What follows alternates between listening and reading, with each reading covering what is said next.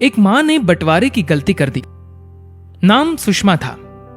सुषमा के 4 बेटे थे और पति का नाम राजेश। राजेश गंभीर बीमारी की वजह से मृत्यु को प्राप्त हो गया। चारों बेटों की शादियां हो चुकी थी। पिता के जाने के बाद भी परिवार में अनबन ना हो, यही प्रयास रहता था सुषमा का।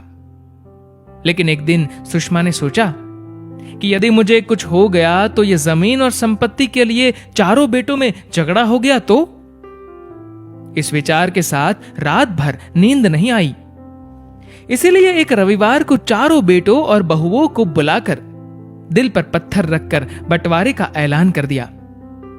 चारों बेटों को कुछ समझ नहीं आ रहा था क्या कहना है, लेकिन फिर चारों मान गए ये सोचकर कि भविष्य में इस विषय पर परिवार में अनबन हो सकती है।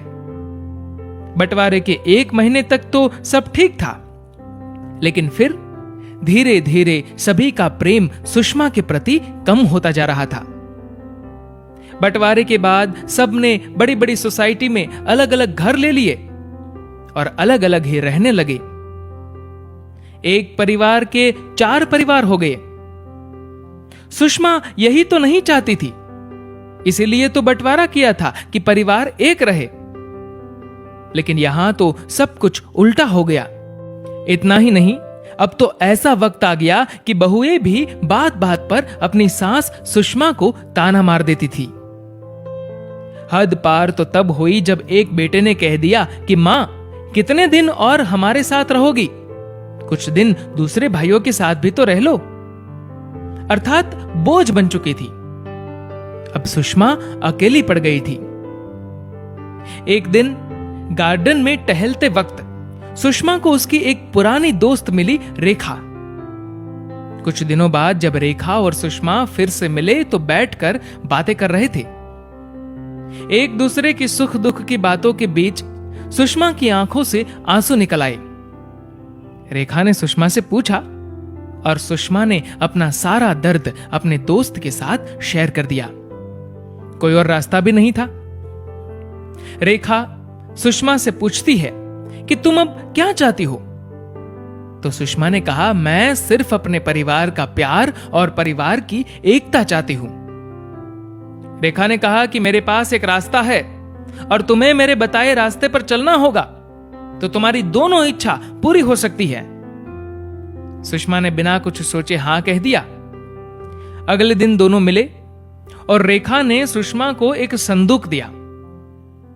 सुषमा को कुछ समझ नहीं आया तो पूछा कि रेखा, इसका क्या करना है और ये मेरी इच्छा पूरी करने में क्या मदद करेगा? रेखा ने कहा कि घर जाकर चारों बेटों को सिर्फ इतना कह दो कि यह संदूक में बहुत बड़ी संपत्ति है जो मेरे मरने के बाद आपको मिलेगी। तब तक मैं इसे अपने कमरे में रखूंगी और इसकी चाबी मेरी सहेली रेखा के पास रहेगी। मानो बवंडर आ गया। सभी बेटे और बहुएं सोचने लगी कि संदूक में कुछ न कुछ तो कीमती है। धीरे धीरे माहौल बदलने लगा। वही बेटे अब कहने लगे कि मां, प्लीज अब यहीं रहना हमेशा। बहुएं भी ऐसी सेवा करने लगी कि सुषमा को विश्वास ही नहीं हो रहा था। अब तो चारों बेटों में बहस होती थी कि मां मेरे पास रहेगी। सुषमा ये सब देखकर खुश तो थी, लेकिन वो सभी की नीयत को समझ गई थी। ये जो इतना प्रेम उमड़ रहा था वो मां के प्रति नहीं बल्कि संदूक के प्रति प्रेम था। वक्त बीतता गया और दिन निकलते गए और दुनिया का यही उसूल है, जो आया है उसे एक दिन जाना ही है। सुषमा भी एक दिन शांत हो गई। परिवार ने अग्नि संस्कार किया। अभी चिता की राख ठंडी भी नहीं हुई थी कि सब टूट पड़े संदूक पर। लेकिन संदूक की चाबी तो रेखा के पास। सब कुछ आजमा लिया, लेकिन संदूक खुलने का नाम ही नहीं ले रहा था। तभी रेखा आई और चाबी देकर चली गई। चाबी लेने के बाद किसी ने रेखा को बैठने के लिए भी नहीं कहा। खैर, परिवार ने संदूक खोल ही लिया। ऊपर कुछ पत्थर रखे थे। पत्थर के नीचे एक कागज था एक चिट्ठी थी जो सुषमा ने लिखी थी। बड़े अफसोस की बात है कि पैसों के इर्द गिर्द घूमता है तुम्हारा सारा जीवन, और उससे भी बड़े अफसोस की बात है कि मुझे तुम्हारा प्यार पाने के लिए यह गंदा खेल खेलना पड़ा। इस संदूक की लालच में देखभाल की थी ना मेरी, सोच रहे होंगे कि हार गए।